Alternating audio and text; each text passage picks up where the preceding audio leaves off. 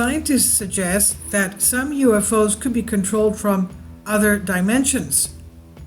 Maybe there is a multidimensional reality, and whatever is driving those craft sits in another dimension, being the phenomenon something that basically gives a touch to our reality but is moved from, controlled from the other side.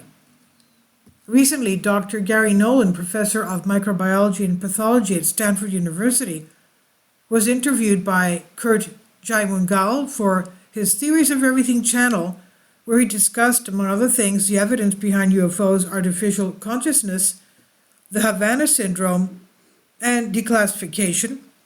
In the last minutes of the dialogue, Nolan made reference to something extremely interesting and that has been suggested in the ufological field for a long time, that the crew of UFOs and many times these craft that we perceive as objects are in reality projections from another dimension. If we're talking about a civilization with technology millions of years more advanced than ours, it's possible they could project material objects, Nolan said.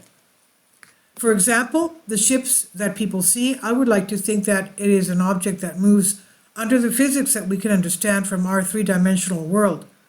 But maybe there is a multidimensional reality, and whatever is driving those ships sits in another dimension, being the phenomenon something that basically gives a touch to our reality but is moved from another side. He said, however, you don't have any functionality here. The functionality resides on the other side of the veil. That's where they control the functions of it. At this point, and to better understand the analogy, Jaimungal recalls an example given by the great Carl Sagan to describe the fourth dimension. The astronomer imagined a two-dimensional world called Flatland, and what its inhabitants would experience if someone from the third dimension decided to interact with this lower plane. Since only two-dimensional objects exist there, a three-dimensional creature could not be fully appreciated. Only the cross-section intersecting the plane would be seen. Nolan agrees that with the interviewer expressed what he expressed and points out that this could be exactly the reason why in many sightings no means of propulsion could be observed, since the UFOs, some not all, would be moved from another dimension.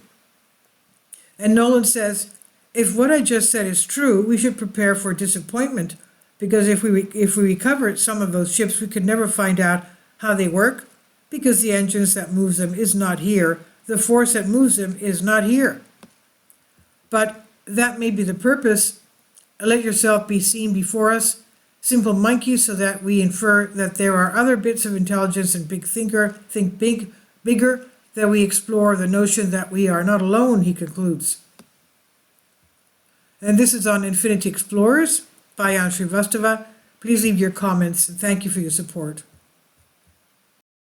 Please support my Patreon account.